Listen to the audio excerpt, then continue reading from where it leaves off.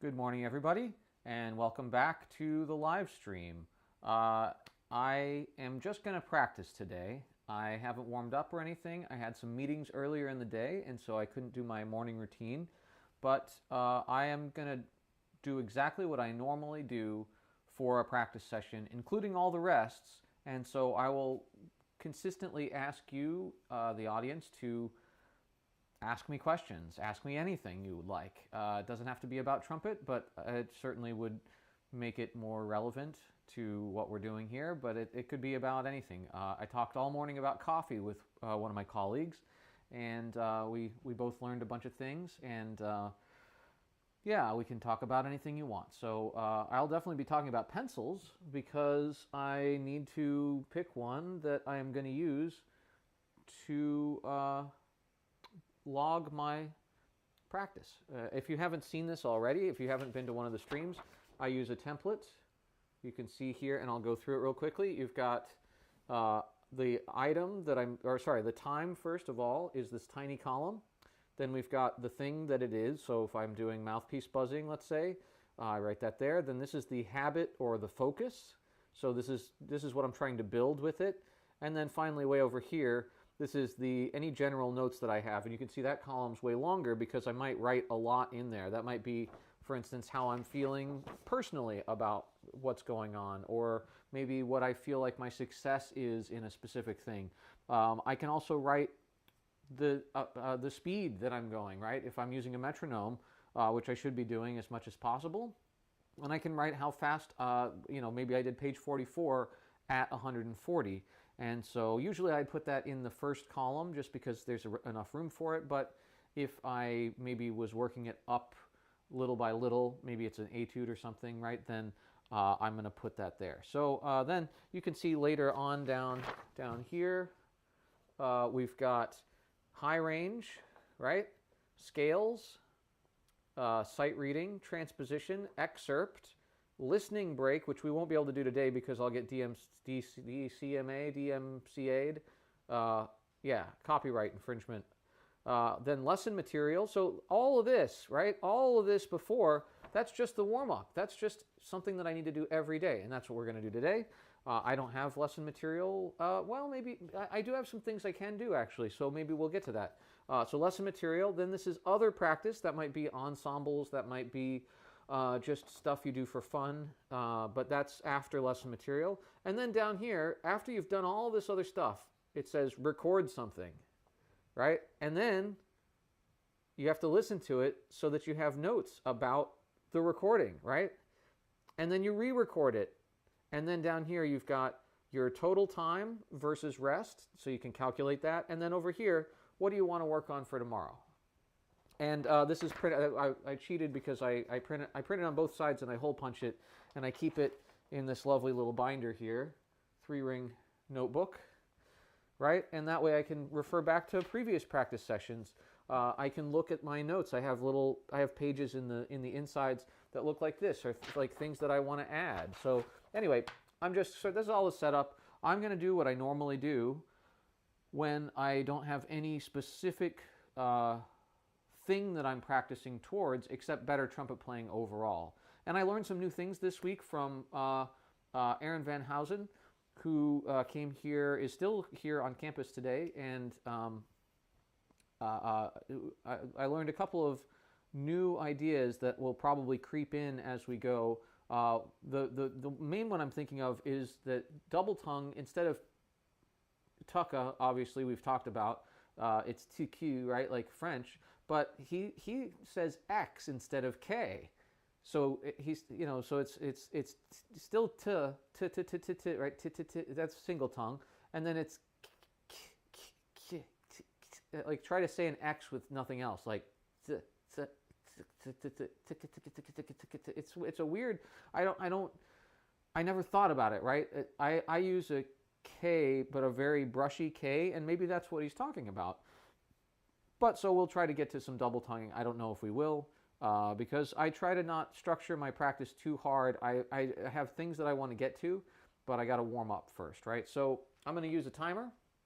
Sometimes I'm going to use a metronome. I'll use the A from this metronome as sort of a way to find a C, which is how I do a C down to low C buzzing. I've done this before on the stream, but like I said, please ask me questions if you're watching, and you know, it'll give me something to do during the rest, which I desperately will need, because you can't just play. I'll also find some things that I want to practice as lesson material, because there's always something kind of going on. I do have a couple of pieces, but I don't know what I've done with them that are for lessons, my students' lessons. So I have to practice their lesson material as well, right? Maybe I can go find those in a bit. But anyway, all right. So today's live stream might just be a lot of sitting around waiting for people to ask questions, but hopefully it will still be entertaining. And that's only 5.5 minutes in, so here we go. I'm just going to start this timer. I use a count up timer. That way I can do it as long as I want. And then if I need to do stuff around the house, I'll use a count down timer that's the same or more duration from whatever the count up timer was, right? So I'll explain it as I go. So we start the timer. I'm going to do these big mouthpieces. And again, a disclaimer, I don't recommend that you do this. There's my A. C is right here. This is a good way to practice ear training too, if you want to. But I do this because it helps me focus my embouchure, and I'm not really married to the way that it feels on my face anymore, the way that I was when I was in high school and college. I really depended on that. I had to have the exact same rim, right? Now, it doesn't matter so much. I can play most different rims, at least for a little while, at least for 5 minutes, right? So that's all we're doing here. Oh, that was A. Yeah, so C.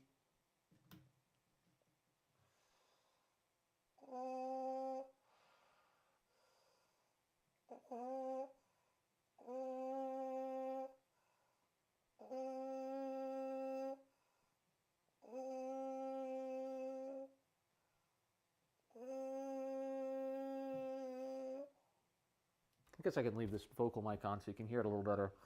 I'm trying to focus my embouchure, and I'm also trying to get a really three-dimensional embouchure, so it's not just flat and a hole. It's more pulled out this way, so I have more control. And I'm also trying to release the buzzing into a taper, which is something I don't always do. I just kind of stop the air, and that's a really bad habit that I don't want to get into. Let me get that sound again. Yeah, that's right.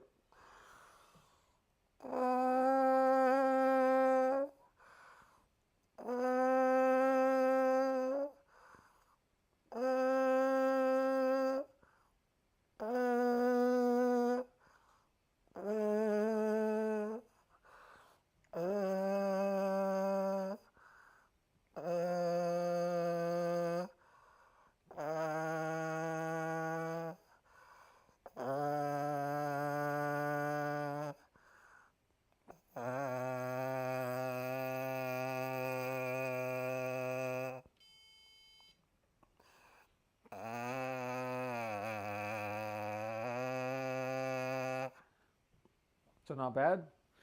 Now we go to trombone.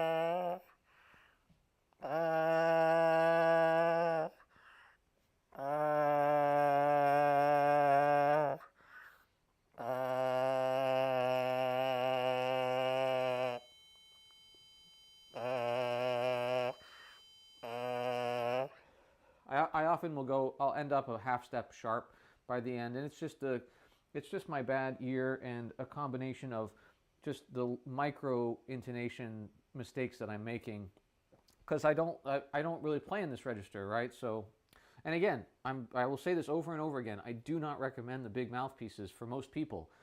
If you think, oh well, I can do it, I can handle it. Okay, I hope you don't have any gigs coming up, because it's a really bad idea to just start it. But it is helpful if you understand what you're doing, right? Obviously, otherwise I wouldn't be doing it.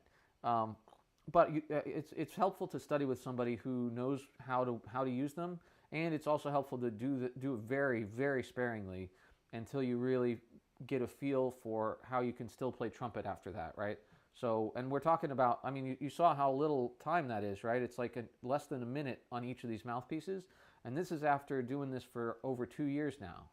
So I would recommend more like 10 seconds on any of these big mouthpieces if you're even going to get started. And again, I don't think you should get started. don't do it, right? But in an effort to be really transparent about what I actually do every day, that's what we're doing here.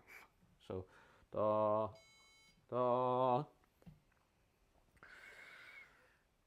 Oh, sorry. This is the Park bass trumpet mouthpiece. Whew.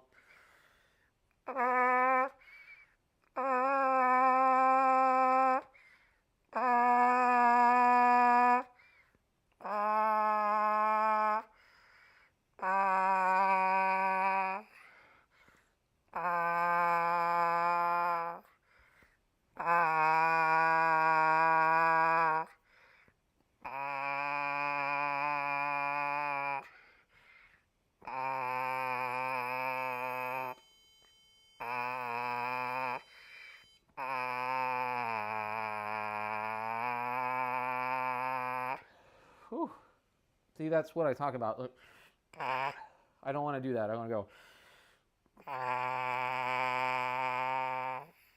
right into silence and really have to work on that. That's a strength building and a habit building thing. Oh.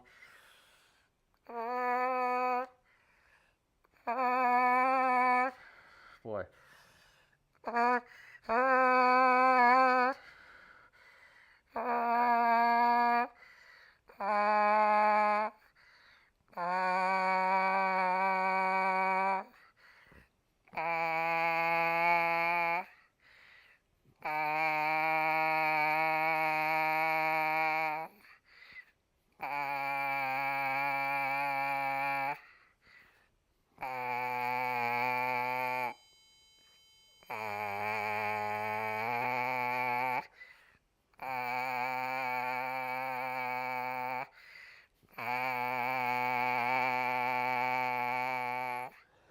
Really hard for me down there.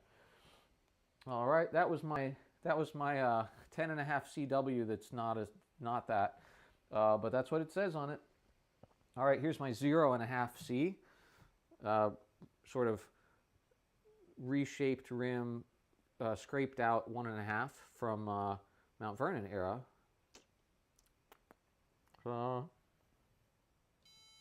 Yep.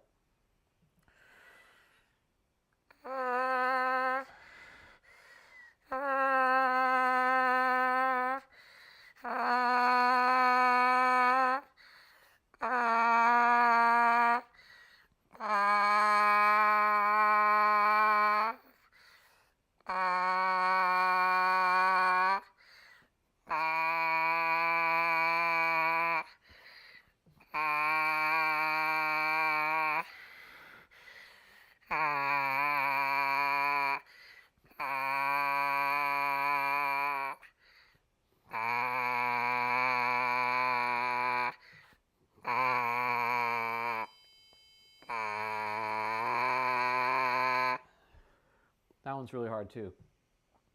And then finally, my cutout, which is in the other room. Let's go get it. So like I said, I don't really recommend that this is something that everybody should do without supervision, but it has been really beneficial for me to develop a more, how would I say it, a stronger embouchure that I understand more about. Let's keep going, and then I'll talk about it during the break. So cut out.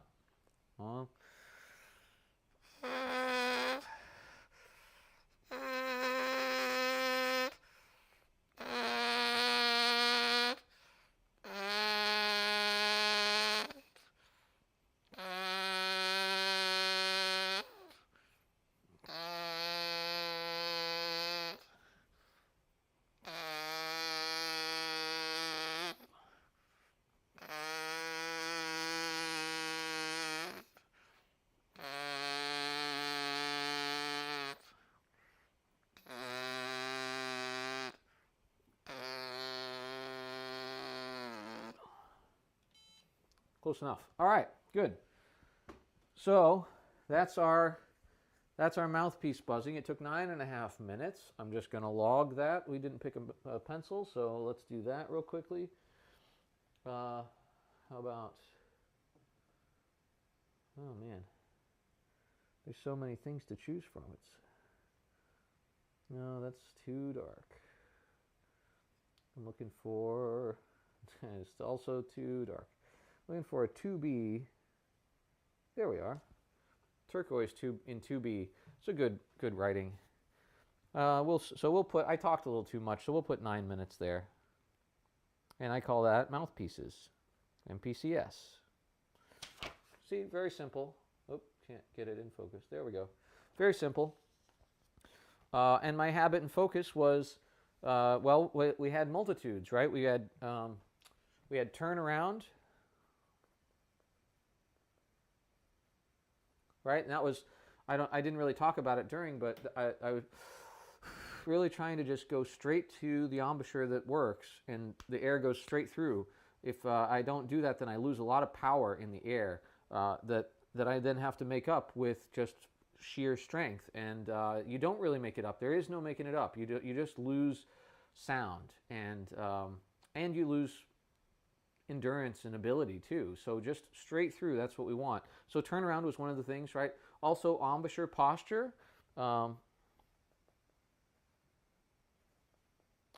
Embouchure posture is just the shape and the, well, posture, right? In fact, posture is another one that I just have on my list, just my own bodily posture. But your embouchure posture, that's just kind of the way your lips are in alignment, or you know, how they interface with the mouthpiece, how your corners interact with that, right? How tight or loose everything is in every spot, whether or not you have these other muscles involved, or if everything's just loose. I have a lot of younger students that I work with. They just have almost no embouchure involvement. They just try to play as relaxed as possible. And that is a way that people talk about trumpet playing, is to stay really relaxed. In general, we like to stay relaxed, right? Because why would I want to be tense, right? Tension is the opposite in this sort of Alexander technique, musician kind of language, right? It's either tension or it's relaxation. I think that we can probably... There's a lot of use to talking about those things, but I think we can also usefully talk about it a little bit differently and say, well, okay, how do I use my strength to keep myself in maximum alignment so that I get the best, I get the most out of the air that I can, right? So the most vibrant buzz, or the most beautiful sound in the most relaxed way, because I'm not totally relaxed. Does that make sense? I guess it probably doesn't. There's a very good book called The Pitcher's Bible by Nolan that describes this idea of, you know, when you throw really fast. I mean, he threw 100-mile-per-hour fastballs almost his whole career, and he could throw more of them than most other people, and it's because he worked out. And up until then, they didn't think that pitchers should do that, because it would make them too muscle bound to be. It was thought that your flexibility was what made you throw really fast, and that to some degree is actually true. You know, they tend to be very lanky, very tall people, because that gives you better physics to exploit, and then you can throw faster, right? But he learned that, yeah, you can do both. If you strength train, then that just allows you to stay in control of your motions for longer. So in other words, he could throw more pitches because he was stronger. He didn't throw any harder. He just threw the same 105-mile-per-hour fastball sometimes, and he could do it more times and more consistently because he wasn't getting thrown out of alignment. It's the same thing if you ever throw your back out and you never work out like me, then it's you threw your back out because all your muscles around there are so weak. And so then, of course, you throw your back out just getting out of bed one day, and you're like, I didn't do anything really strenuous. Well, yeah, but if you never do any strength training, then you're throwing your back out constantly, or whatever muscle group it is, right? And so the solution to that is to do some strength training, so that just so you can stay relaxed, right? So that's kind of what I subscribe to, that at least in the sense that I want to be strong enough to survive the types of things that I need to play without it pushing me around. Because if I'm not strong enough to hold up against it, then it's going to push me where it wants me to go, right? So they're just the physics of it. And then that's going to cost me even more because I can't stay where everything works the best. Does that make sense? Hopefully that makes sense to you. I think it's a really important tenet for me to work on every day. So that's why I do these mouthpiece exercises. Now, a lot of times, I'm going to look through some of my old things here. A lot of times I will follow this up with a bunch of mouthpiece buzzing, like the same ones, but I'll switch them really fast. I don't need that today. I really want to get like a really focused buzz on the cutout, and one that feels like I have more three-dimensional embouchure. And we've already worked on that because of all the mouthpieces, but now I want to put it just on the trumpet rim, right? Just on the cutout. And I want to make sure that that is stable, so that when I start to do trumpet things, that's the embouchure that feels natural. And if you're ever going through an embouchure change, or if you feel like your embouchure is inefficient, doing some of these setup things on either just the mouthpiece or a cutout or anything like that, right? Again, I really don't recommend the bigger mouthpieces, but that is what I'm doing with them. So, but a mouthpiece or a cutout is sufficient. And then you can just get the feel of it. And so let's do some more of that now. It's only been 6.5 minutes, but I took a lot of time to do the mouthpieces, so we'll put 6.5, and that was my rest. Now, I didn't think, this is a semi-hex pencil. It's very, very rounded, so it may just roll right off my, hopefully that'll stay. Okay, so we're going to get the cutout back out, and I'm just going to do a little bit of cutout and just try to get it as buzzy as possible. And I don't care what notes come out. I just want to do everything I just did, but now how efficient can I get it? How buzzy? How little air can I use to make the most sound? Does that might seem counterintuitive, but I don't want a lot of blow-by. I want all of it to just spark some sort of vibration. And so then I want to see how little air I can use to keep that vibration vibrant. All right, so we might start off a little bit airy, right? But we're going to work on that with our embouchure posture and sort of our focus of the air. I can do this. Well, it's hard to see, I know. I'll try to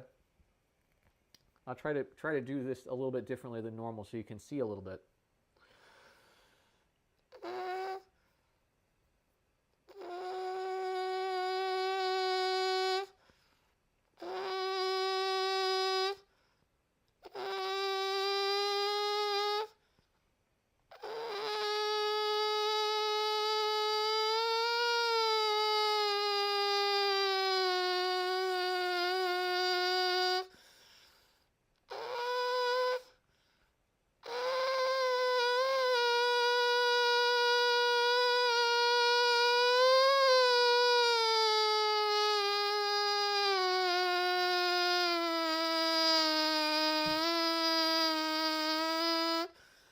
So you can hear there's some inconsistencies. Sometimes I'll get this really buzzy buzz, and then it'll kind of fade away. And that's kind of what I'm trying to work out is, okay, can I stay somewhere that always works? When I move around, am I moving things I shouldn't move? It's just a coordination of muscles and shapes, and I'm trying to find ones that work. I'm not really, it's exploratory. I kind of know the direction I want to go because I've done it before, but I don't always know the answer, and I don't always get the answer, but I'll do it for a little while, and then I'll move on. I'm going to go back to this now because I think that helps me.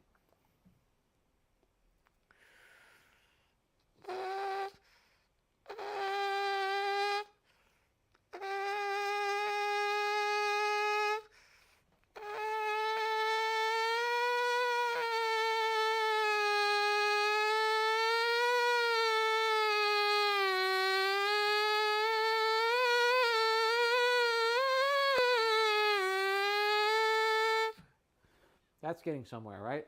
So now I can put this on the trumpet so I can get the vector of pressure that I'm actually going to be able to use, right?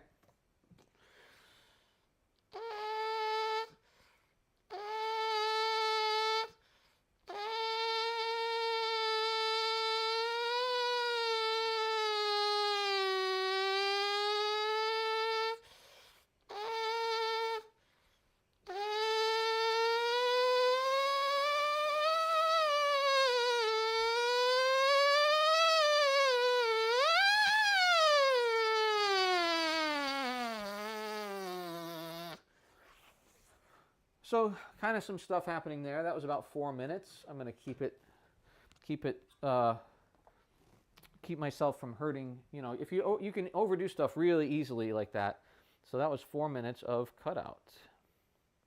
And I can put my habit and focuses. I'm talking to you on stream here, so if you're watching this back, or if you're following along at home, so to speak, I'm just going to talk to you about what I'm doing while I'm doing it, because that's more interesting, and I can go back and fill back out my trumpet journal. I also don't need to write all the time what the habit and focus that I have, because I do. It's the same every day, right? So it's in previous journal entries, and so I'm not overly concerned that I'm going to forget why I'm doing the cutout, right?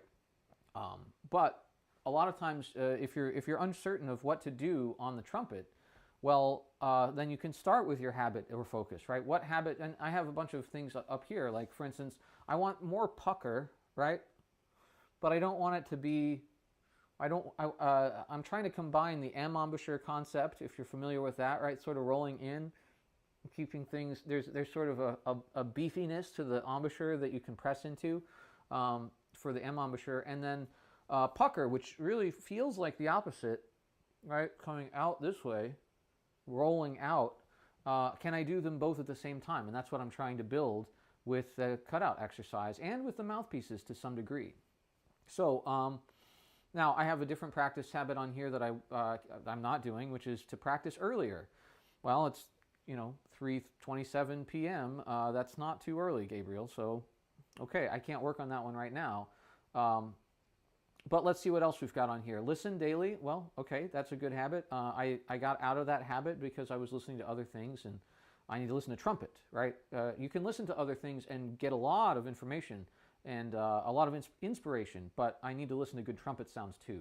That's what that means. Longer rest. Well, I can do that right now. And I can write longer rest on my sheet under habits or focus, and it'll remind me that I need to do that. Release buzzing, right? That's one that we should have put on here. Release buzzing. Yeah, that one and I could start with that. I could say I want to really taper and release. Taper and release. That's what I want to engender as the way that I play, because first of all, it helps you with your soft playing to do that, but also it's just a nice habit to get into. If you can't release the air, then you're not really using your tongue position properly, you're not using your lips really properly, so everything is just kind of kludgy, and a lot of things just don't work, right? So for instance, if some days you could play really high notes and then other days you absolutely can't, well, yeah, some days your lips were just a little closer together, and they were working with the air. And then another day you get a slightly different embouchure posture and suddenly nothing works at all. And it's like, well, how am I supposed to solve this problem? It's awful, right?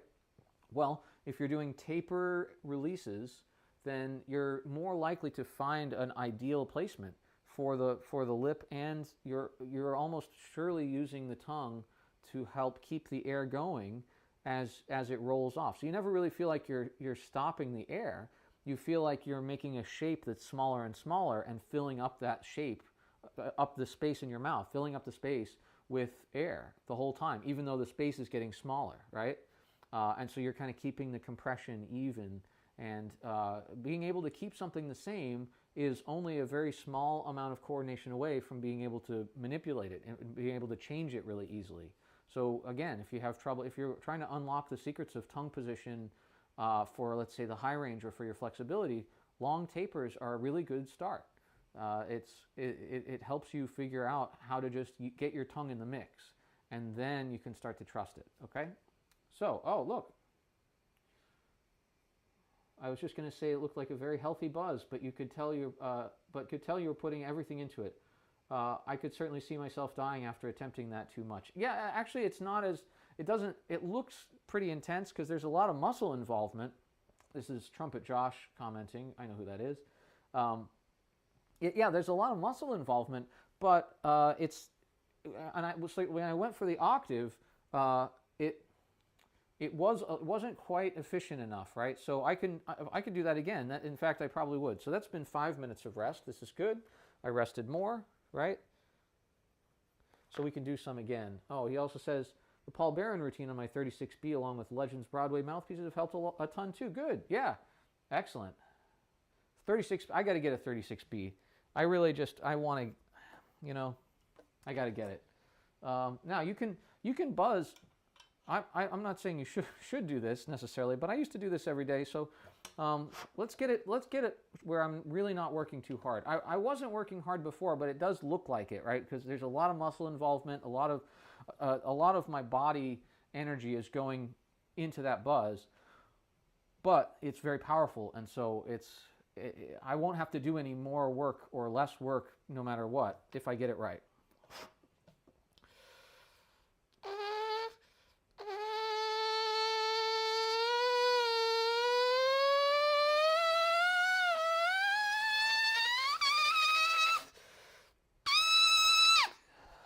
Yeah, you can do some damage, right? If I have to tongue it out a little bit because it's hard to get the spark of vibration, which is not a good sign. But I can feel like I'm a little too pushed. My top lip for that range, my top lip was not in the mouthpiece enough, which is great. That means I can make it even more efficient.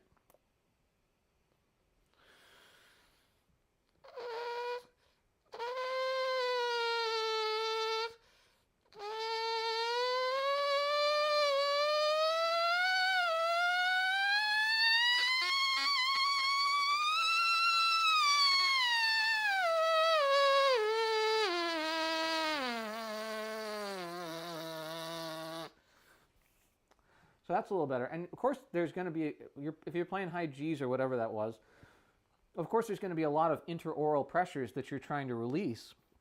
And we don't even have, it's not even going into anything. It's just, all the energy just dissipates right away.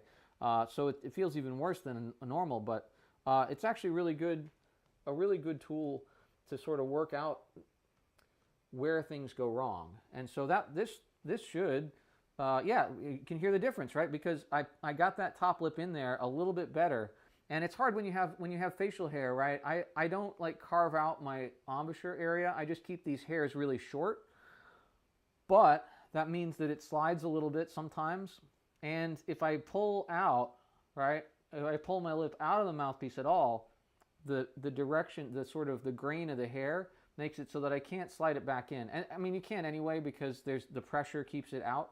But I really can't even sneak it back in because the hair just says, no, I don't think so. So I got to completely reset. That's why my embouchure posture is so important to set up for me.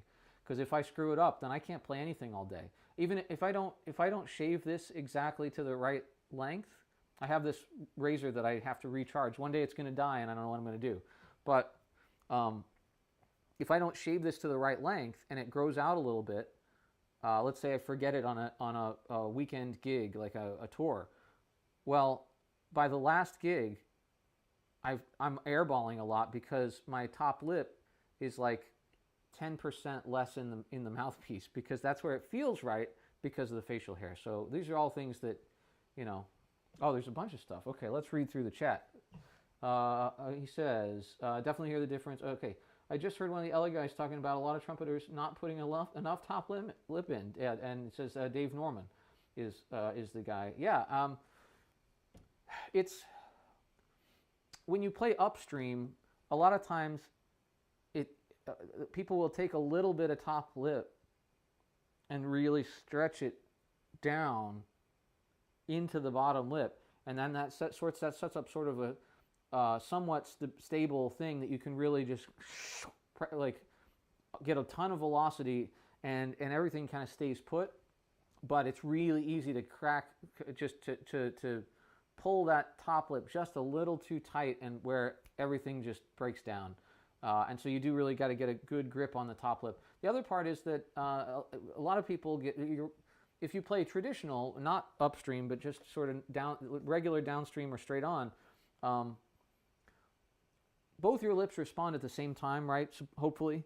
But we tend to use our top lip for stability, our top teeth, I should say, really, for stability, and our bottom teeth for response. And it doesn't have to be quite as asymmetrical as that. It could be both. Sometimes people are inverted where they get their response from their top teeth, and it depends on the shapes. So dentition is another whole world that we can get into, and that is like, just don't do it, man. Just don't worry about it too much. Just try to make good sounds on the trumpet. But sometimes it really matters, especially if you've been trying to make good sounds and not getting anywhere. But a lot of times it's just embouchure posture. And again, that's what we're working on now. If I can get this to work for me, then my dentition doesn't matter, right? I'm working with it. And that's really the goal. It's like, you don't need to change anything. You just need to change the way that you work with it, right? The way that your muscles surround the embouchure, the way that the embouchure sets up into the mouthpiece, the way that exactly the placement on your teeth that you're going to press through your lips into, right? So anyway, yeah, it does. It affects your endurance. He says, Dave Norman was talking about the not enough top lip affecting endurance. Cool thing on the Broadway pieces they mentioned is that they have some similarities to Tom Hooton. Yeah, his mouthpiece is amazing. It's too big for me, but I need to get one. I tried it out. Oh gosh, I can't remember when exactly. And yeah, I don't play a very big. I play a straight 8, as you know, trumpet Josh. And Tom's mouthpiece is considerably bigger than that, and as it should be. His dentition and his lips and his the things that he plays, I think, they need bigger equipment like that. So all right. We didn't write down that we did cut out, and I didn't write down a time. I think it was about 3 minutes. Cut out high.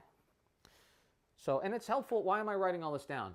Well, I want to know how long I did stuff so that if I get tired, I don't do that again, right? If I get tired too fast. It's okay to be tired at the end after I've done everything, but if I get tired too much through it, then I need to rest more and more. So, okay, that's been about 5 minutes. Thank you, Josh, for all the questions. Or rather, I should say comments, because they are not questions. Let's see what we're going to do next. Well, we've gotten this embouchure set up pretty good. So now I think we're going to do some lead pipe buzzing through the first valve of the C trumpet. So if you haven't seen this before, this is just vented valve lead pipe buzzing. It's very standard for my routines. And we'll push in a little bit. And we're going to do G back and forth. And I'm just trying to employ that embouchure. Now, a lot of times you might think, oh yeah, better do a little bit of the, like, find it again on here. But actually, if I've done this right and I've done it enough, the only thing that will feel familiar is what I set up already. And if I do more of that, I can start to lose it again, because it's not real trumpet playing. It's just a rim. And so, I mean, it's a sort of, what does Clark say? Something about, like, taking just a spoonful of medicine where a whole bottle would kill, right? In other words, that if it's helpful, that's good, but don't do it too much. Otherwise, it can hurt you. And I feel that way about cutout buzzing to a certain extent. If you know what you're doing, you can do most things a lot more than a couple of minutes. But do I know what I'm doing? Only time will tell. And if I make a mistake, then it's too late. You can't go back, right? So I try to limit my.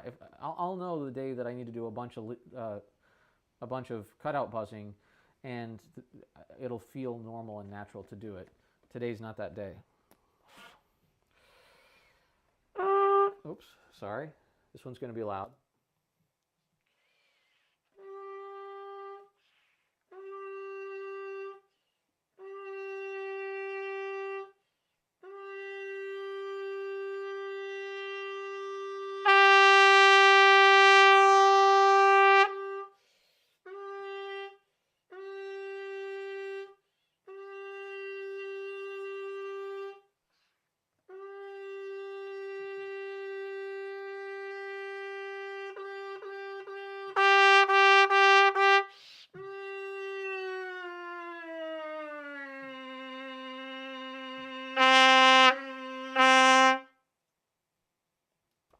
So as loud as that is, and as little as I just played in the 3 minutes that I took to talk about it and play it, I'm still going to put 3.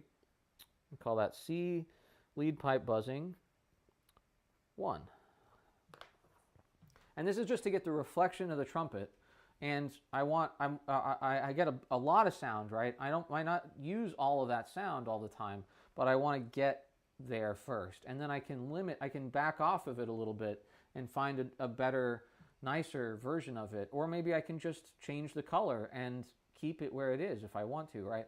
But I'm using a lot of air. I'm making sure that the reflection is on the lead pipe. I shouldn't put this back together. I'm going to do it again. And, and then I'm using that reflection I'm checking on the bell to make sure that that's still there, right? So what I'll do next is I will establish it again, and then I'll start to try to place it on the bell side and then check on it on the lead pipe side. And then I'll do a little bit of violin number 1 just to move around a little bit with that same reflection where I can still check it. You can only do the open one, the G and C, right? Because you're going to need your second valve, which is fine right away, but you can't check the bell or check the lead pipe. And then, of course, first valve won't work at all because it's not hooked up. So we better rest. See, this is why the timer is so important. I want to go right now. It's been a minute and 30 seconds, and I probably only played about that much from the last go. But I want to wait at least the amount of time that I played, and especially because I'm doing this on a live stream. I'm not taking concentration breaks the way that I normally would. So I really just need to get my head in the right space to make a good attempt. So already you might have noticed it's been 40 minutes and I haven't even barely played the trumpet. And that's okay. I did a lot of important things, right? We did cutout twice, we did big mouthpieces, and I have done a little bit of trumpet playing, and I'm establishing good habits. That's what a routine is for. So we will move faster after these initial, I call these proto-trumpet playing things because they're before the trumpet, right? Proto, not like Frank Proto, but just like proto Neolithic, I don't know. Anyway, all right, that's been 2.5 minutes. So, and this is the timer. I tell you what, it's great because not knowing, you just go, yeah, I guess I feel okay. And I see you keep seeing me like, okay, so it's still not time, right? And you have to be careful. You only have the 2 lips, and it doesn't work like a spare tire. If you burn one out, you're done. So okay, that's 3 minutes. Thank goodness. So now we've reset it, and here we go back to it.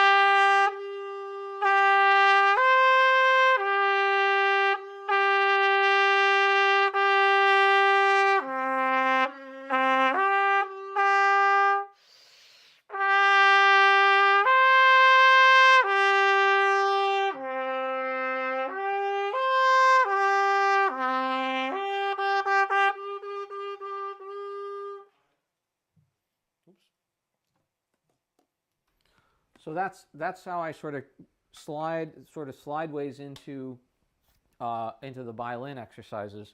Oh, I said that was 3 minutes. It's hard to talk to you guys and do my sheet at the same time. And I'm just going to keep going with violin now on the C trumpet. Pull out a little bit so it's actually in tune. More with a tuner, which we can actually also check.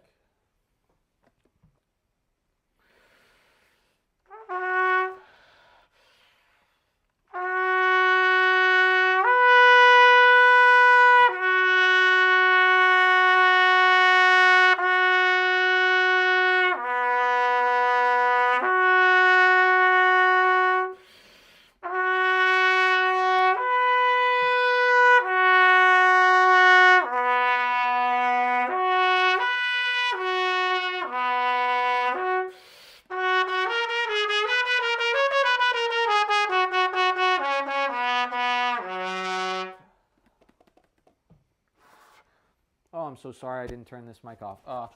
But while I have you, also rest within the exercises is important. Your overall rest should be at least 50-50, but even in the exercise, I want to just give my lip a second, you know? Okay, I'll do it right this time.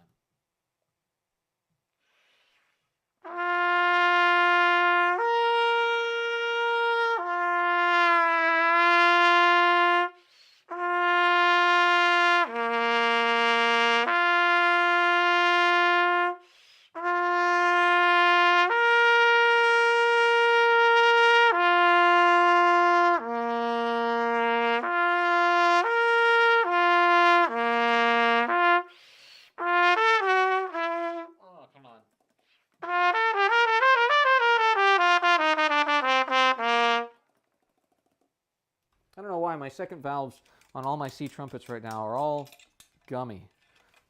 That's okay, we can fix it. It's because I don't play my my home C trumpet enough, because I'll often come home and play a little bit of B flat and then call it a night, or as is the case right now, I'm actually playing my home C trumpet too much because I've been neglecting my B flat a little bit, and I'm trying to get really good articulations on the C trumpet. And, well, it's easier to do on the C trumpet, and then I'll apply it backwards, but...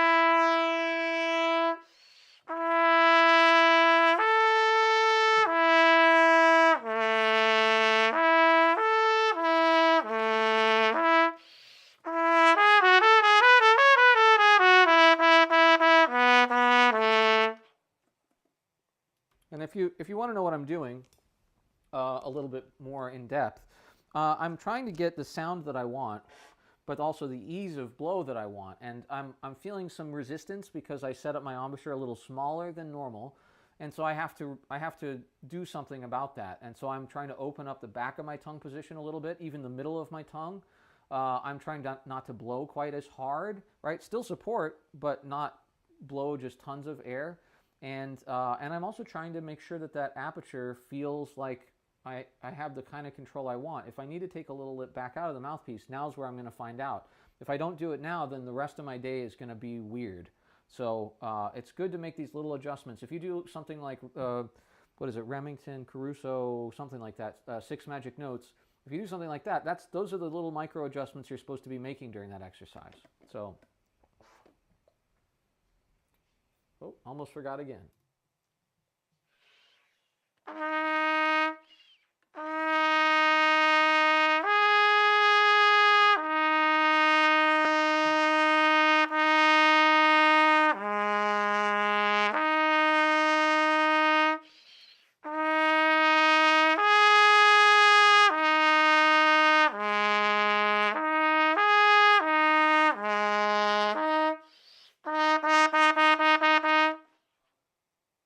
Gummy.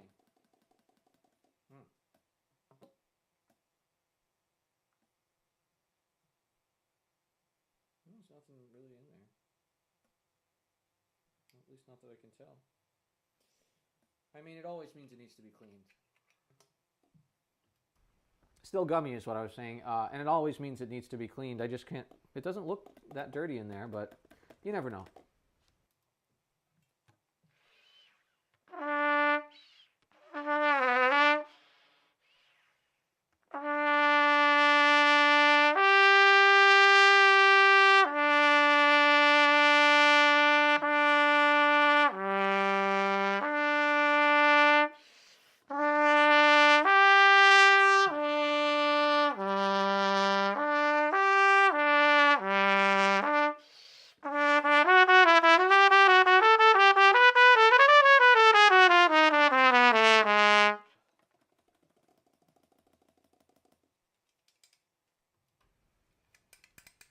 Don't know why.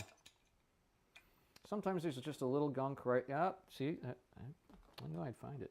Sometimes there's just a little gunk right on the edge of one of the ports, which again means I need to clean this horn. But if you clean the gunk out just with your finger, or you can blow it out, then it usually will work a little bit better. You can almost see they're like little burrs, but they're not made out of metal. They're made out of, well, slime mold, if you're being honest, which is gross, but it's a good way to pace it out too. Not cleaning your horn, but one more.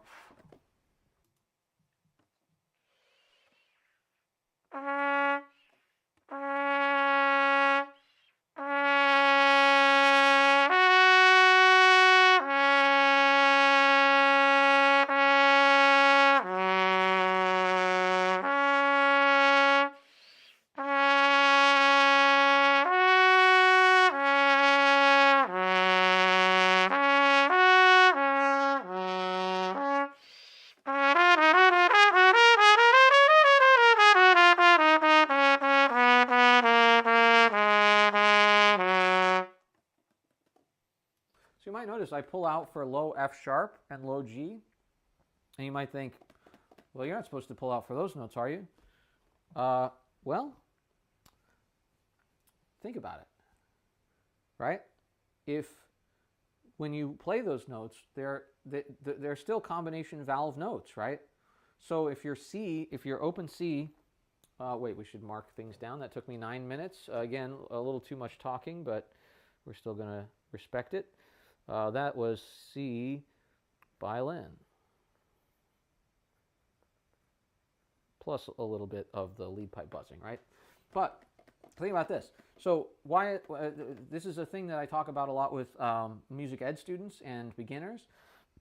So everybody who has been playing trumpet for a long time already knows this, but they might not think about it this way. So anytime you put down a valve, so if this is a C trumpet, right?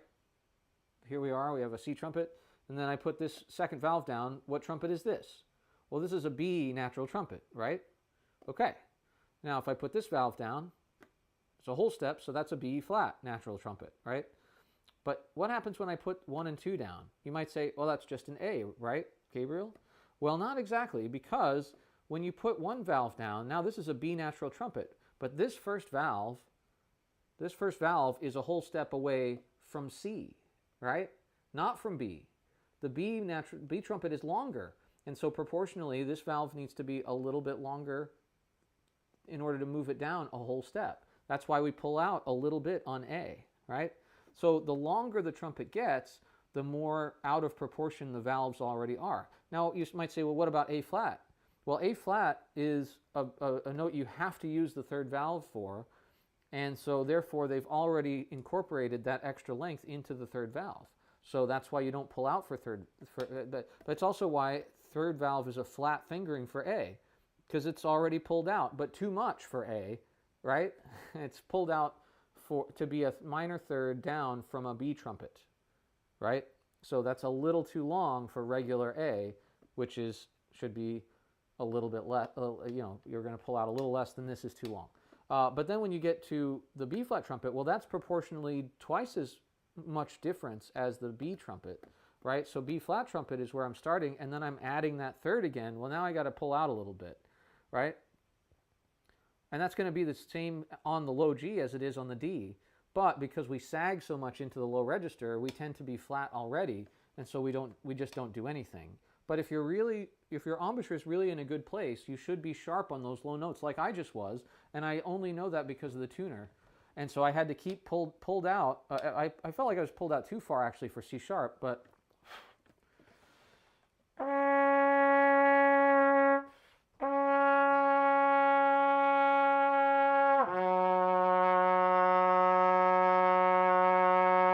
yeah, I went about 4 cents flat from where I was before. So I could have pulled in a little bit, but that's something to think about. If you're consistently not needing to pull out at all in the lowest registers, you're doing something with your embouchure that's losing a lot of compression, but also losing a lot of pitch. And that might be fine for you, but for me, I want it all to work the same. So Anyway, all right, it's only been 3 minutes. What are we going to do next? Well, we're going to do faster slurs. And for that, we're going to need a longer trumpet, not because we can't do it on the C trumpet, but, well, because it's kind of unpleasant to do it on the C trumpet. Now, if you're learning to play C trumpet right now, then maybe you should do your faster slurs, and all of your routine may be on the C trumpet. You'll be very familiar with it if you do a routine on it every day. I also I keep forgetting to drink more water. I usually am constantly drinking water on my breaks, but now I'm talking to you guys instead. So if you have more questions, please, give me something to do here. What we can also do, so we're going to do faster slurs, then we're going to do the high range, then we're going to do some scales. And usually by then I'm pretty fatigued if that's all I need to do today. So we'll see if we want to quit there, but I also might look through the drawers and find some things to practice.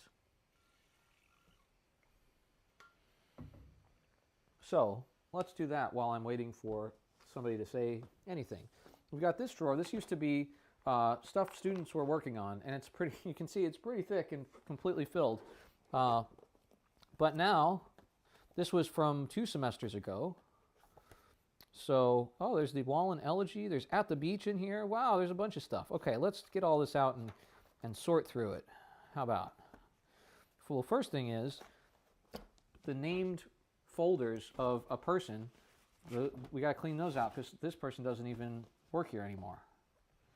And we've got Hindemith in there. We've got Handel. And my English Hindemith is in here as well. So, okay, some solo rep. Where are we going to put this? Well, we're going to just reuse the folder. We'll just throw it down there for now. Now these, there's the President's Own vacancy.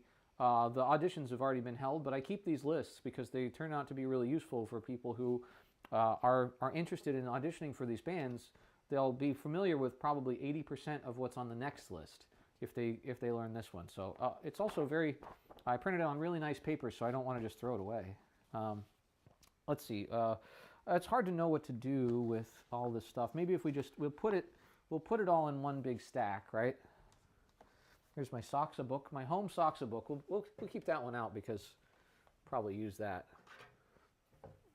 Okay. Nobody has anything in the chat, huh? All right. Well, I'm still just going to rest. Now here is the Navy band list.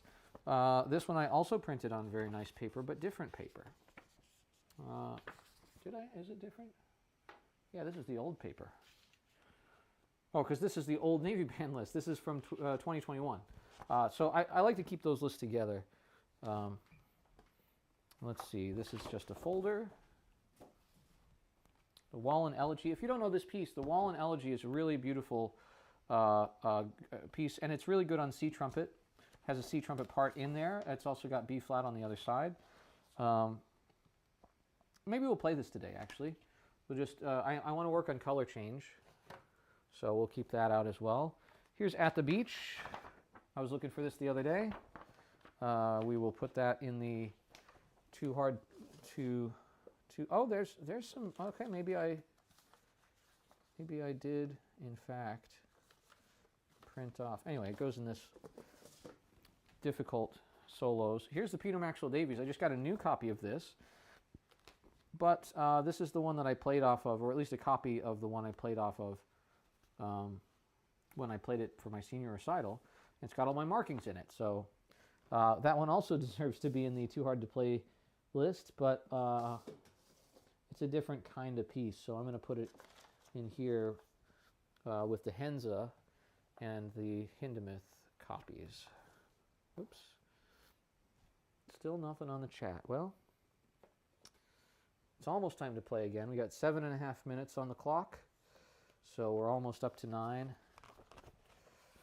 Oh, the Hummel. Hummel is pretty standard. What are these here? This is Etudes, and then the Fischer's Whole Rhapsody, which we can definitely put somewhere else. And that looks like the Frank Bencresciuto concerto. So this was for a little while stuff that Gabriel needs to work on. Me. And now I think it's going to be Etudes. And so we'll put Ben Cresciuto and, oh, we're almost at 8 minutes. We'll put Ben Cresciuto and, oh, there's Kennen. Yeah, this all needs to get organized because things are just kind of all over the place. And that's good because it means I'm using these. There's the Weber. We'll put this in the At the Beach and others. And then here's the Hummel. So we'll put Hummel alongside these standards. All right, well, that's good enough for now. I see At the Beach, the piano part, lingering. So before I forget where I put At the Beach, oh, already did.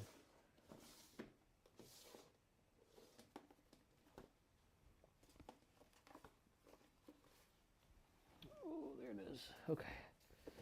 All right, so they probably rested until, oh, exactly 9. Okay, time to play again. And if I didn't feel good right now, if I said, oh, man, I can't play again right now, okay, well, then I just rest more, right? Why not? Okay, so that was 9 minutes of rest. We did C, trumpet, violin, and now we're going to do what I like to call, affectionately, Vince slurs. And it's not because my dad, Vince, is the only source of fast slurs, of course, but it's just that I really like the way that he did his warm-up has them. They're basically iron slurs, or there's a lot of slur books that go up and down in this way, but the way that we double up at the ends and just the speed of the whole thing, I don't know, I just like it.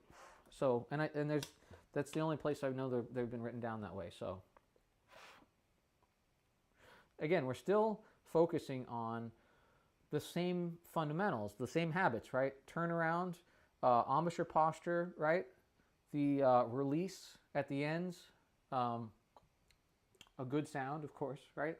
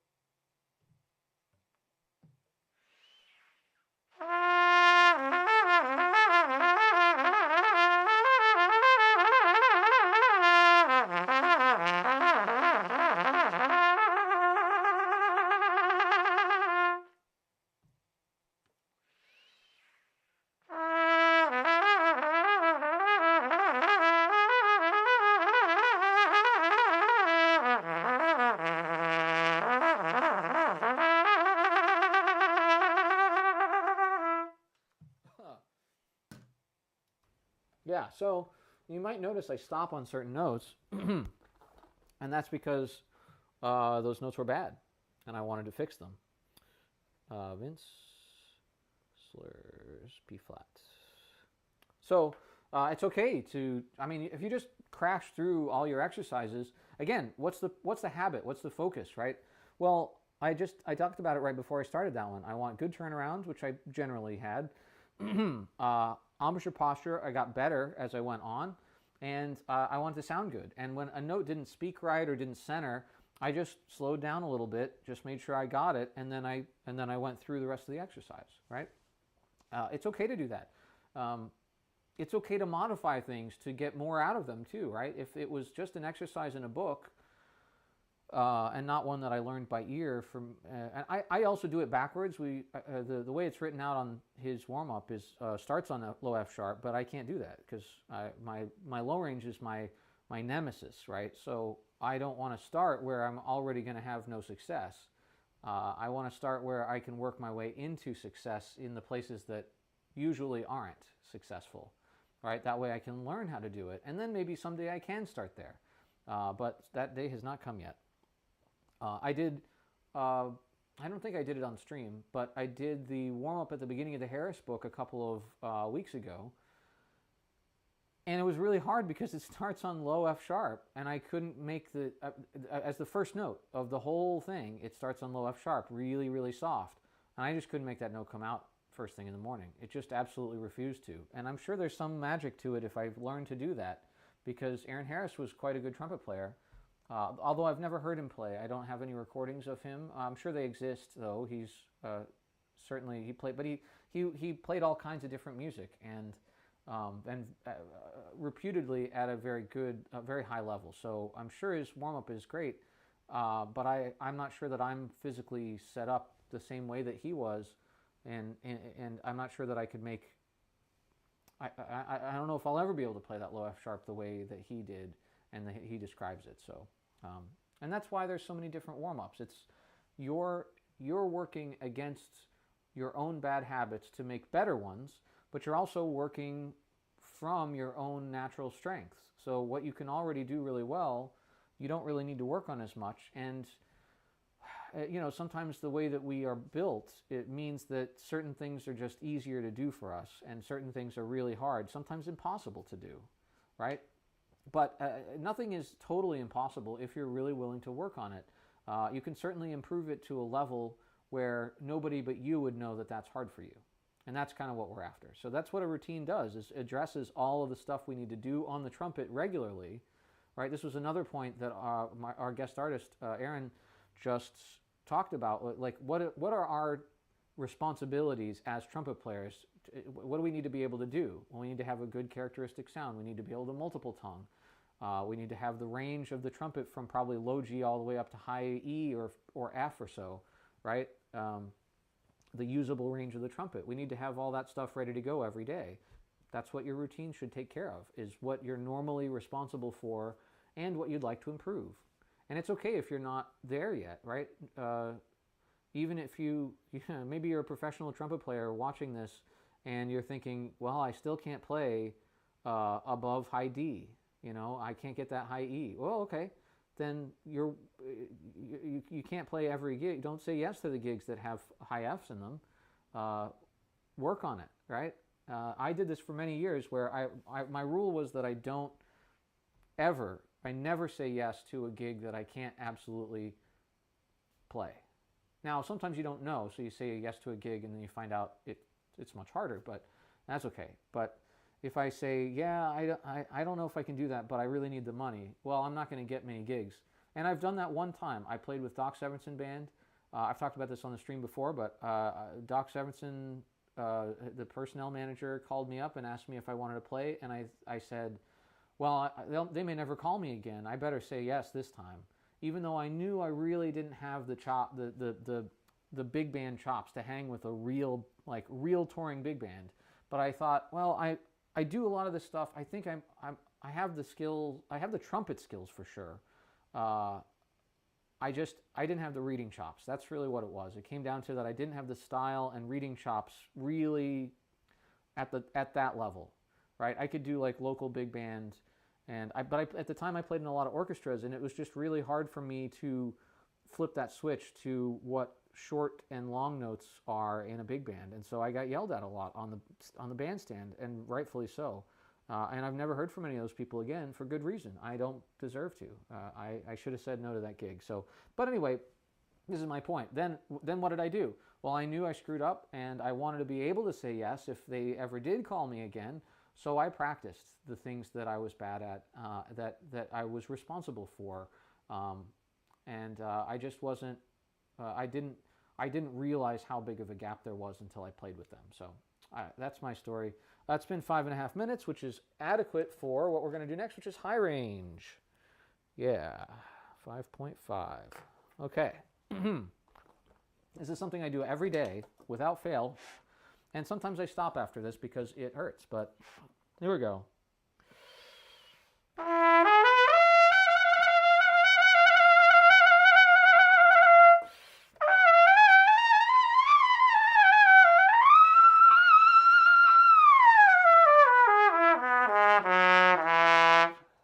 Oh, I'm sorry, I forgot again.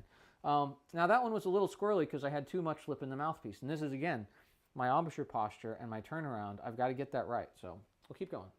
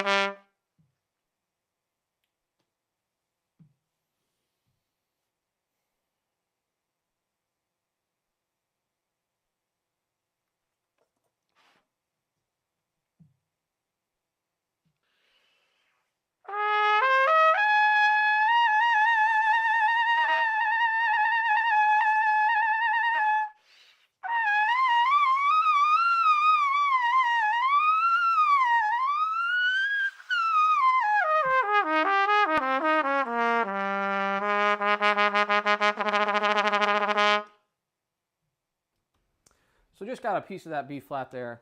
Not the whole thing, but I don't need to play above that today or most days. So we'll call that 3 minutes. It was a little short, but high range. Now you might have noticed that every time I get a chance, like sort of at the end of the violins, or in this case, at the end of the exercise, I do extra stuff. And that's all stuff that I want to see if I can do, but it's also stuff that I might not dedicate an entire thing to. For instance, low tonguing. It's not something that I'm very good at, but as long as I address it during some of the lip slurs or during the high range, I can sort of get by today, right, without dedicating an entire thing to it. So you can combine things. There's no reason not to, because, well, for instance, I play scales at the end of all the violins, right? And okay, I played all my major scales, or at least seven of my major scales, right? And sometimes I switch in the middle and play different modes of those same starting notes. So I'm actually playing quite a few scales, at least 1 or 2 octaves, and sometimes in thirds. And those are just kind of hanging on to the end of my, they're not part of the purpose of why I'm doing the exercise, but they are valuable. And so I can add that. I can say I did violin plus scales, right? And I'll know what that means. And then I can put in the habits and focus, which scales those were, for instance, right? So that's not a bad idea. And you can hear, on this one, I'm doing low tonguing and double tonguing. And I'm noticing that my tongue is in a sort of slightly different position than my normal tongue position when I get down there from the highest ranges. And so I need to address that at some point. But what I'll do is instead of like right now while I'm thinking about it, well, I'm already tired. I don't want to keep playing more and more high notes just to figure this out right now. I got other stuff to do. So what I do is I write it down for tomorrow. I say, let's put it this, because I actually do need this one, right? Tongue position.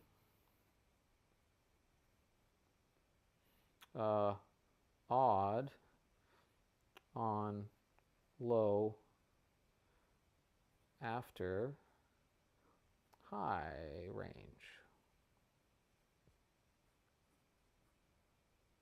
And we'll put double tongue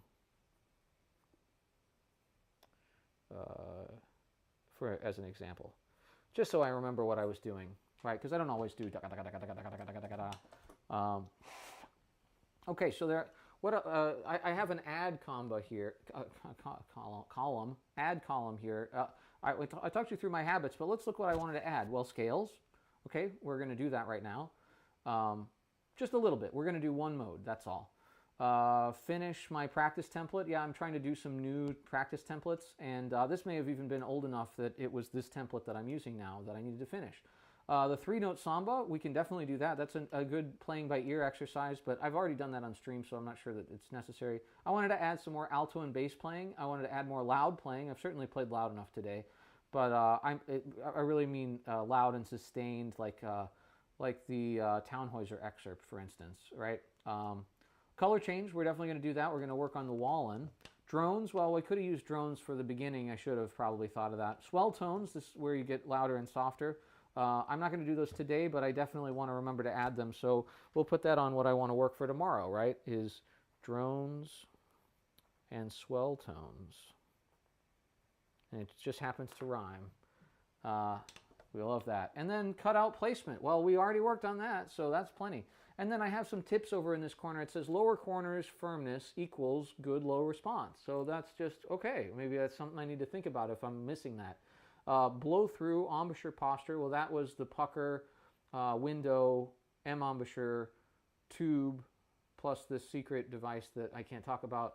And I didn't use all of those. The window, is the window around here? Yeah, here's the window. The window is this thing I've shown you before.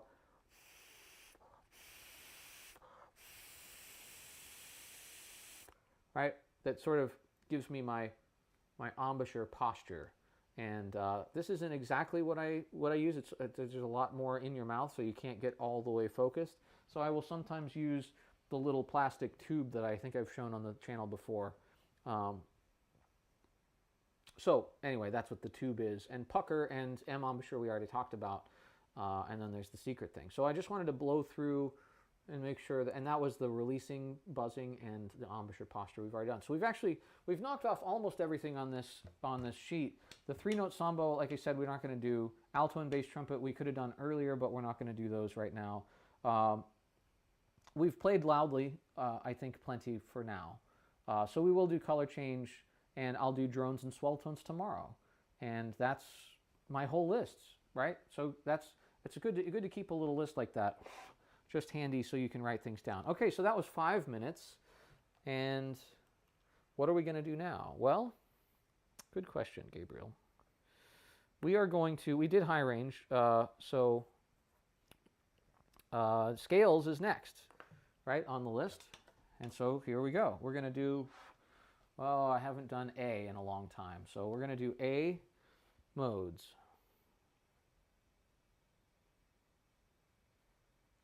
In thirds. Ooh, almost lost my pencil. See, I told you it was squirrely. All right.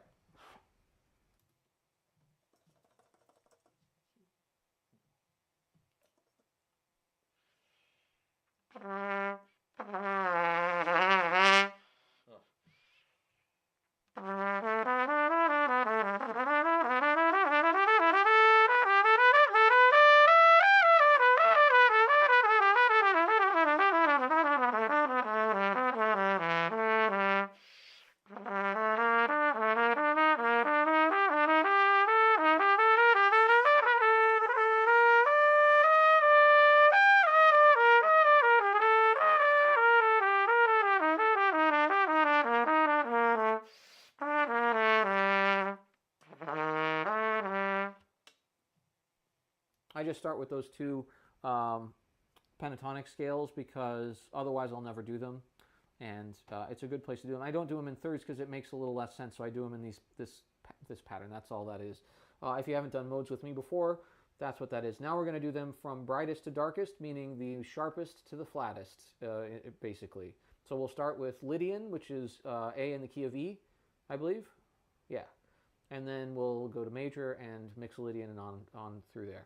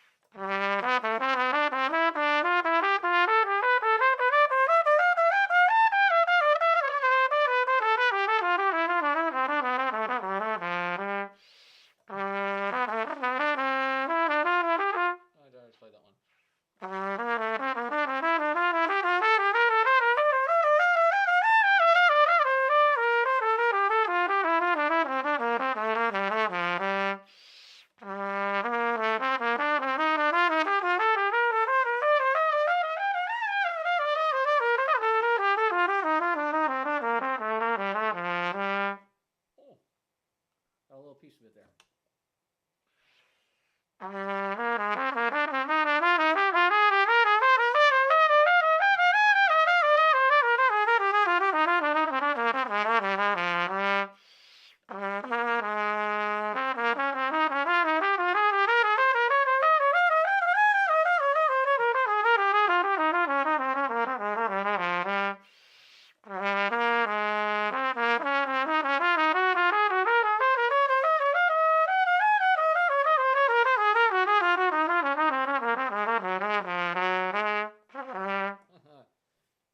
I went one too far.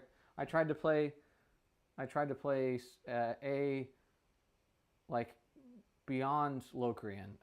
I just keep going and adding the flats, and then I went, wait, I can't add an A flat because I'm playing an A. Anyway, crazy. So then we keep going with the symmetrical scales. You could play at this point. You could play like Lydian, Mixolydian, or Frigidorian, or one of those if you want. Any scale that you find a lot of use in. Those both have good jazz usage, so you know I don't do them very well from memory yet, and I don't have my sheet out, but I can do all the symmetrical scales, which also have good use.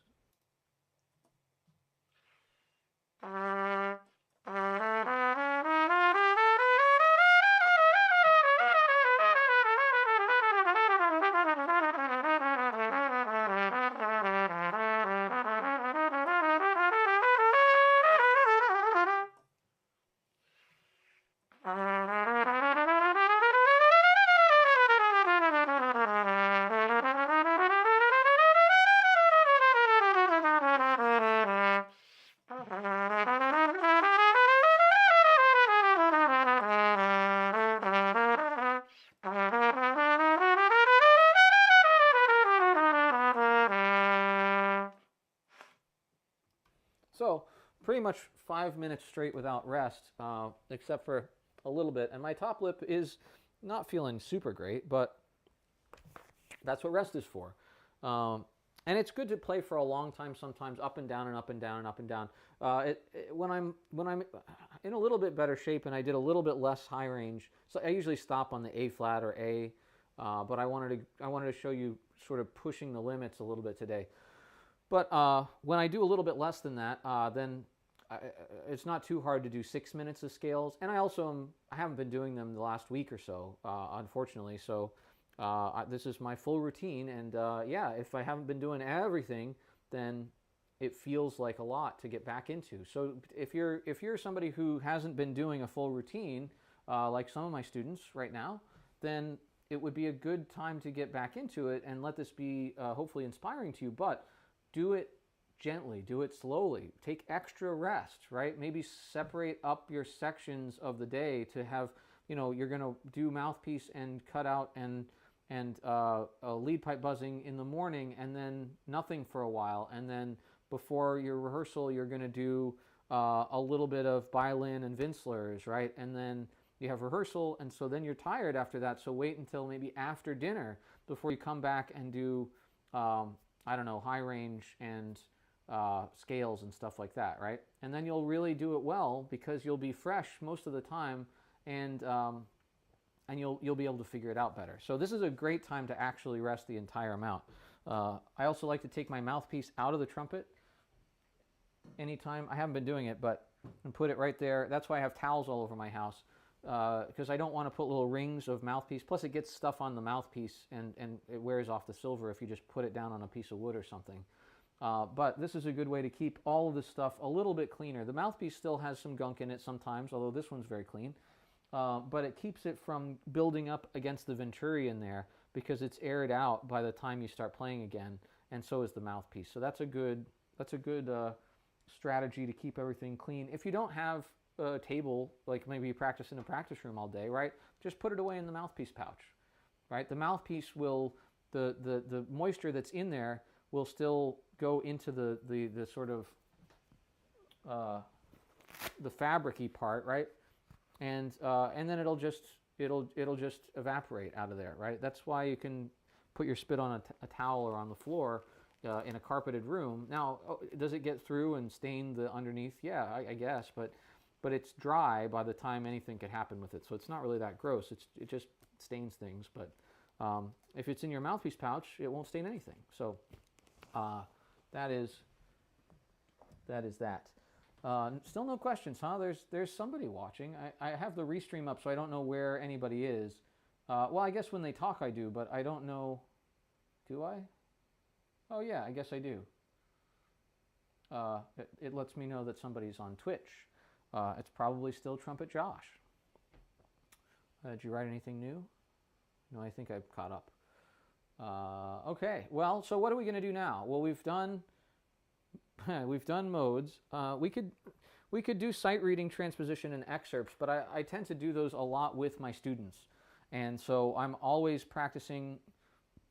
Well, all my students have at least one excerpt every week, generally speaking. I sometimes am a little bit lax on that, but most of the time it's an excerpt that is also transposed, and so I practice doing that a lot, like a whole lot. I have right now 10 students, and so that means for me 10 transposed excerpts every week, and a different set. Now, sometimes I'll do the same one twice because I'll take maybe this person's playing pictures one week and then somebody else is playing pictures the next week. And so, I could just cycle the same 10 around, but I don't do that. I try to cater them to this particular student's needs in terms of like, oh, I'm working on double tonguing, so we're going to do one of the Scheherazade excerpts, right?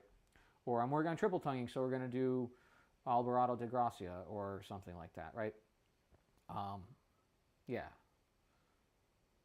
I think that's a triple tongue one. Anyway, also I don't have my excerpt book here. I have the Hickman setup and my very old excerpt book that's fallen apart. So I could play out of those, but I don't think we necessarily need to do all of those things today because I do them every day of the week, right? But if you're a student, again, you should do all of those things. You should have one of those in your arsenal every single week. Transposition, sight reading, excerpt. Yeah, that's it. Sight reading, transposition, excerpts. I also assign my students flexibility and scales, and the flexibility we certainly took care of, and the scales we just took care of. So that's it. We've almost done it. And I guess I could run through it as an example. I've only been going an hour and a half, so yeah, why don't we? Why don't we do it, right?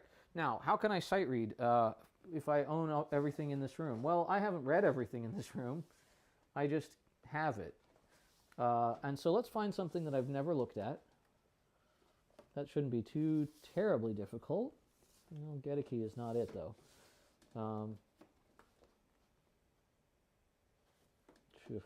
Fischer-Toll Rhapsody is definitely not it.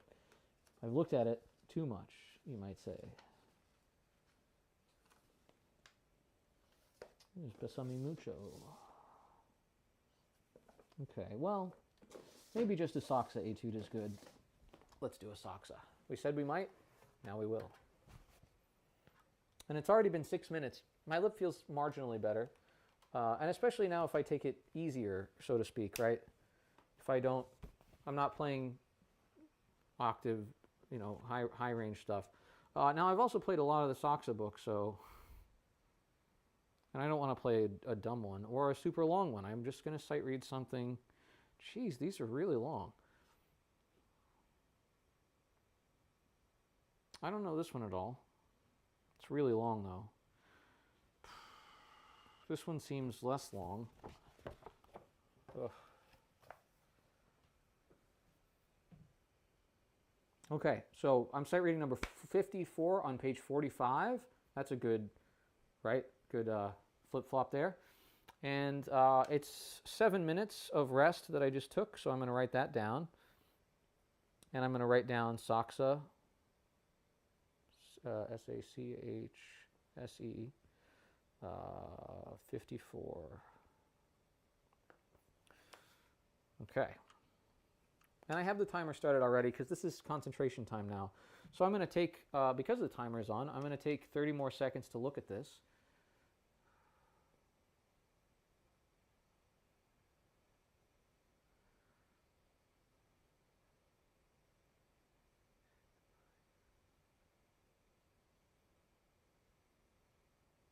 Uh-oh.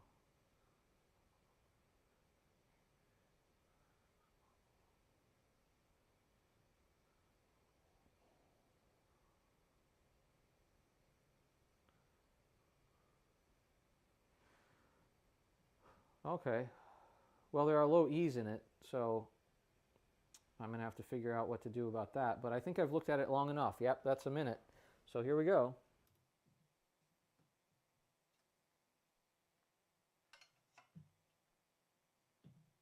It's potentially embarrassing, right?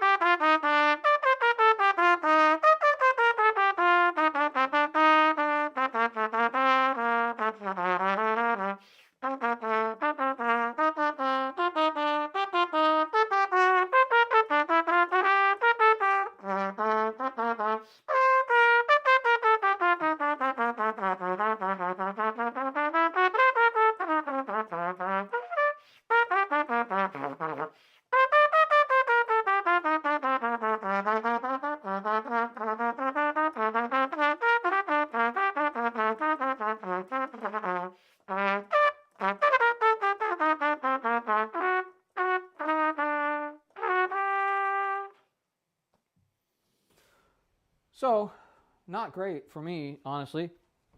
It took me 4 minutes, three and a half, we'll call it. Stop, 3.5. So 3 things went badly. One is I went back a lot at the beginning. So, okay,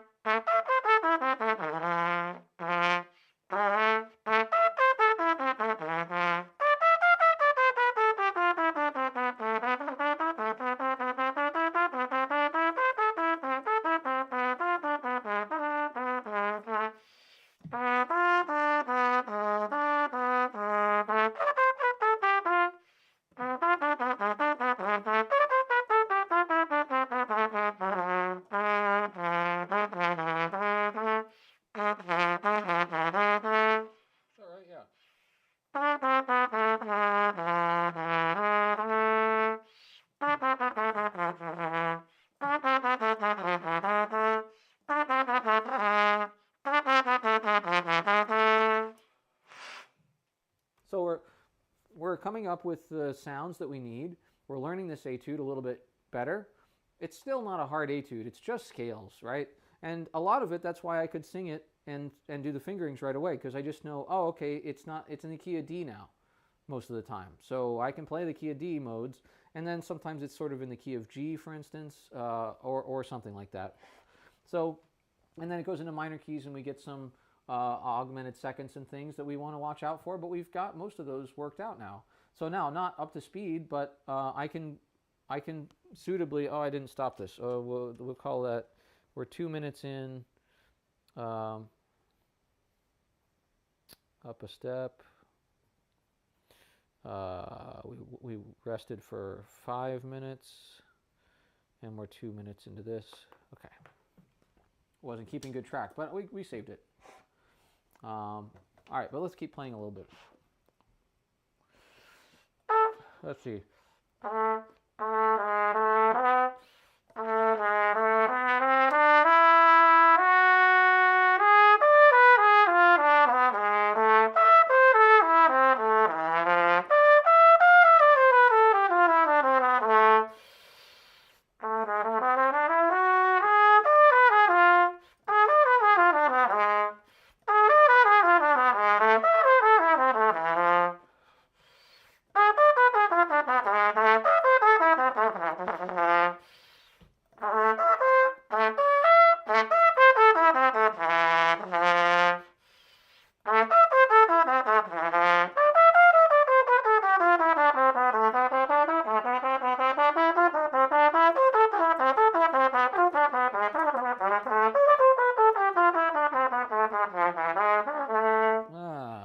And I forgot to turn the mic off again.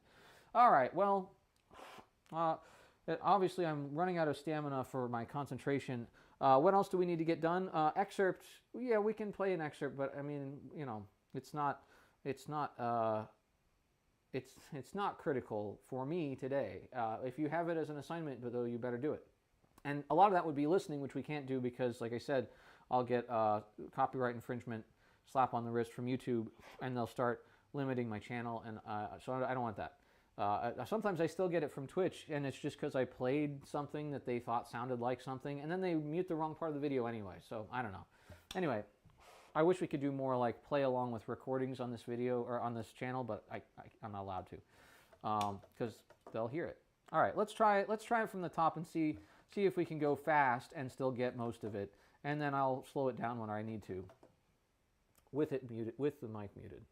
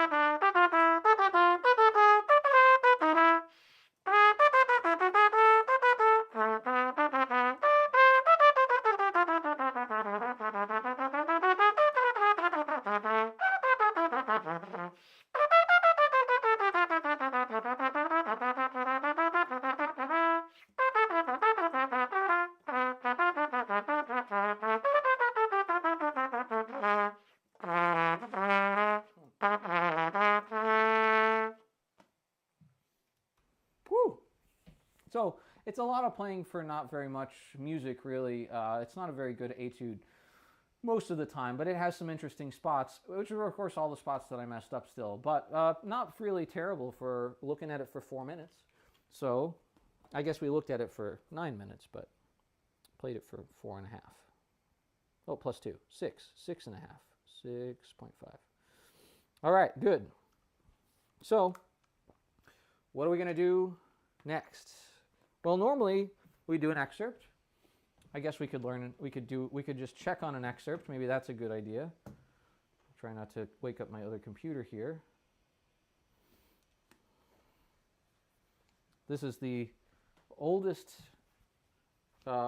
this was like an illegal photocopy fake book version of excerpts before we had legal versions. They're still not really legal, I guess, but semi-legal. Let's see what we want to do. I've been working on Pines of Rome a little bit, so that might be a good one.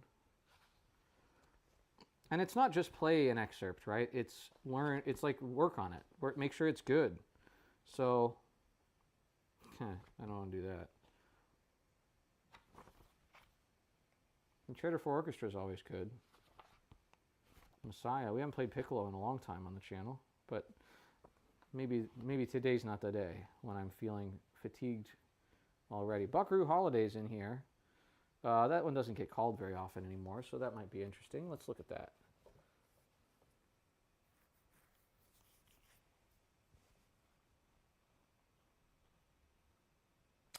I mean, it's not one that I really need to work on. Here's one that I can really work on. I'm just looking at it and not telling you. This is a Strauss excerpt that's really rare to see, but also just you never hear anybody play it. This is Der Bürger als Edelmann. It's a citizen of Edelmann, which is a town. And this is a little, there's 2 excerpts in here that are just like, one right at the beginning that you just go, sort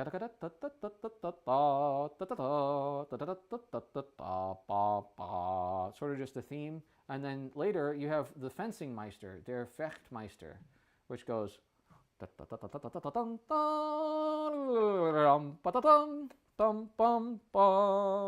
which is not the hard part. The hard part is the next one that goes up to high B flat, right? Oh, it's terrifying. So that's one we can certainly work on.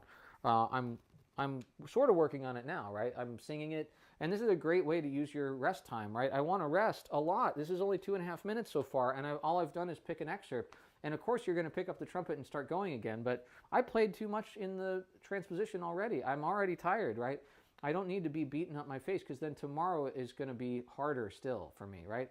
So let's look at this excerpt. The first one I think I can get, but I always kind of, there's the chromatic scale, also colaparte, that, so you can take your time, you can sort of do it your way, but I never get it right. I always like, I can land right, but,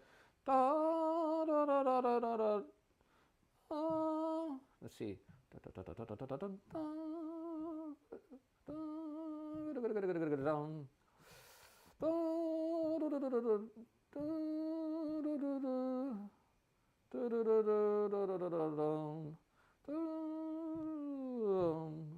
Good guess I could use the real trumpet, huh? I play this on C trumpet down a step from where it's written, which is in B flat trumpet.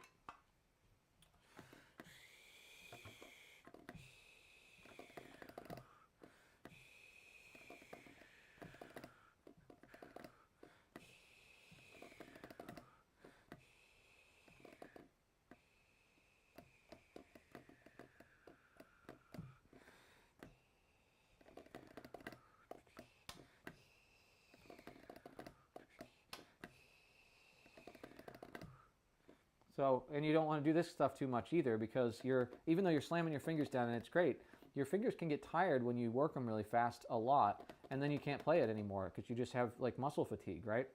It shouldn't happen too much, and you can always work on it and beef your fingers up and make them stronger, make them faster. But too much, and they just don't want to work, no matter how strong you are, right? 4.5 minutes, so. There's a little time built into this excerpt, so I think I'm going to cheat a little bit, and I'm going to go, so that way it's for me. And then I'll just start it late. So in my head, that's what I'm thinking, but I'll rush through it. So I'll go.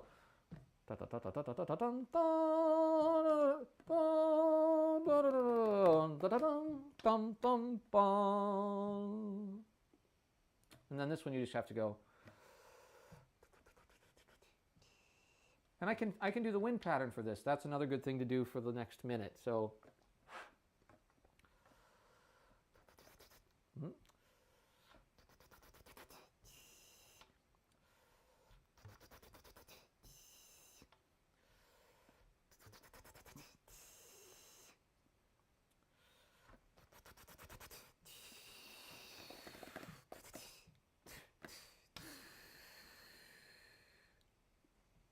there's a long rest here.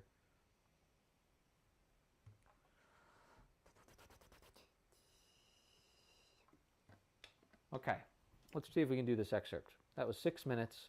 Still not quite as long as I played, but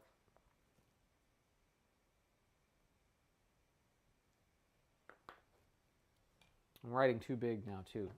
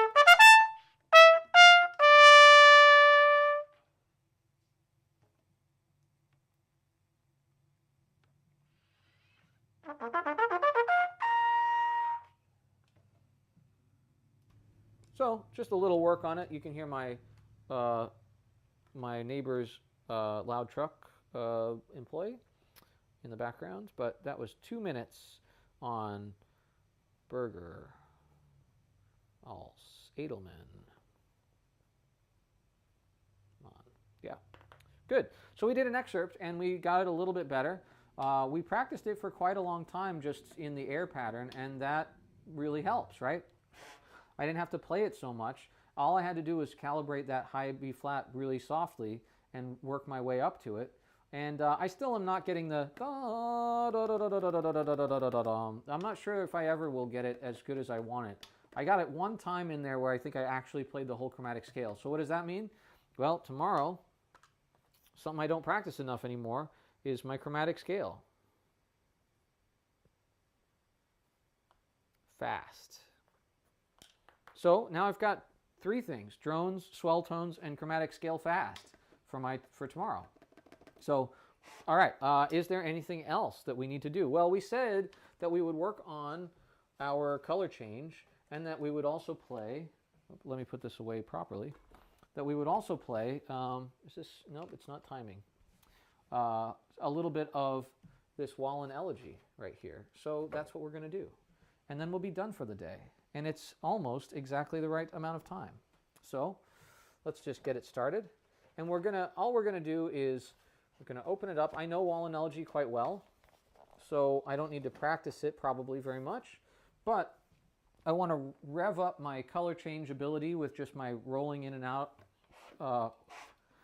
That was only 2 minutes before, so we'll call that 2 minutes this time. 2, and this is going to be Wallen. Color change C. Okay, so that's what we're doing.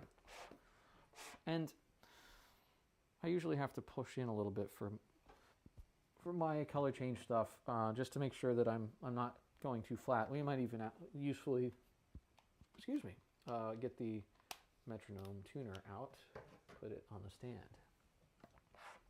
So we just want to rev up our color change ability. I'll reset this now.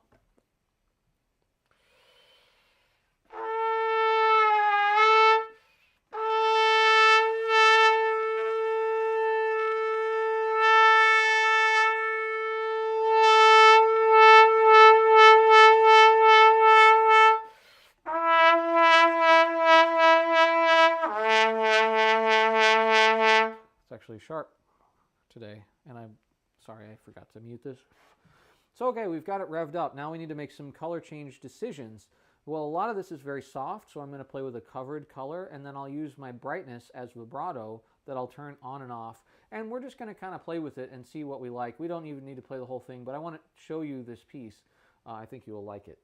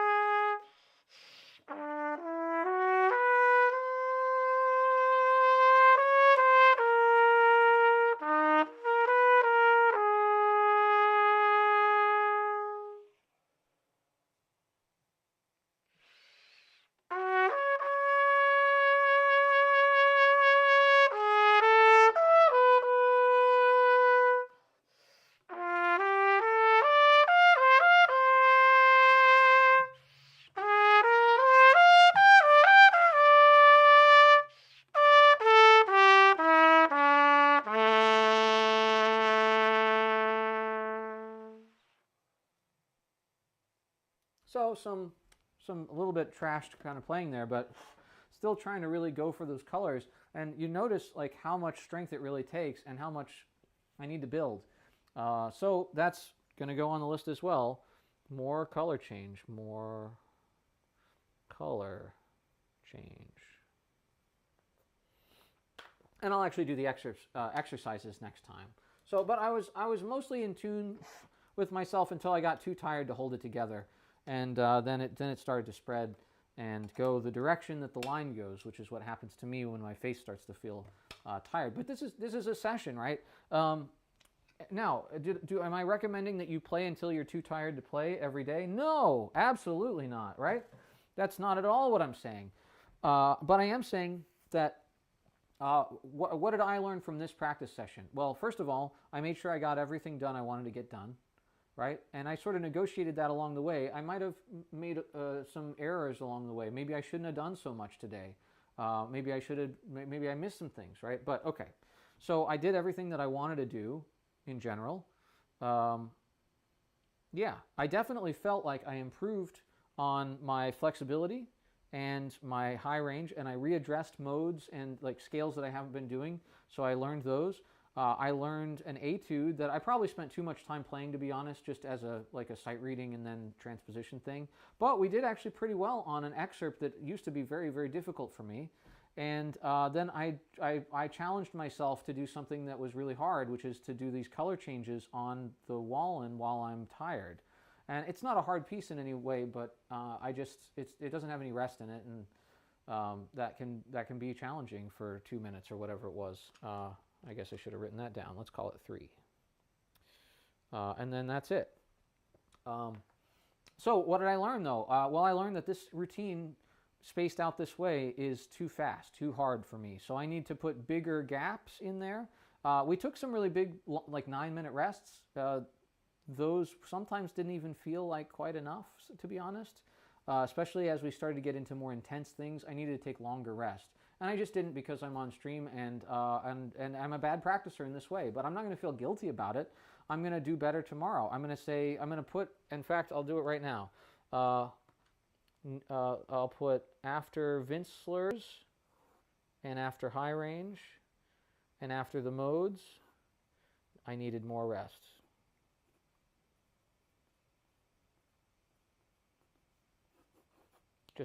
I just drew some lines, and you don't need to see. But anyway, so now tomorrow, I have all day Saturday. I have a little bit of audition to go to, audition day for school, but I will certainly have the rest of the day to practice and do my other homework over the weekend. And so that's what I'm going to do, is I'm going to look at this sheet, and then I'll flip it over, and I'll do tomorrow's on the back of it, and I'll just kind of make sure that I pace myself a little bit better. I'll do different modes. I'll do a different sight reading. But yeah, and this took 2 hours. So if 2 hours is everything I need to do but paced too quickly, that means I need more than 2 hours to do it tomorrow if I want to do it safely. If I can't afford that time, then either I can't do everything every day, therefore the progress will be slower, or I'm saying that I don't have time to get better at the trumpet on everything, right? And it's okay if that's your circumstance, but the trumpet just simply doesn't care whether or not you have the time, right? It's an objective judge. So if you want to improve on things, you really need to address them regularly, let's say. And it's okay to split it up between the days and over the week, right? And only do some things once a week and others every day. But you need to know what that is, and that's what a journal really helps you figure out. So for me, I want to do all these things every day because there's too many of them to do otherwise. And spreading them out just is too slow of a progress for me. But I need to spread this out. So I need to budget probably 3 hours of my time per day. And during the rest, I can do other stuff like laundry. That's normally what I do over the weekends, is I clean my house, I do my laundry, I clean up my kitchen, which is always a wreck by the end of the week, and I do all of that on the breaks while I practice.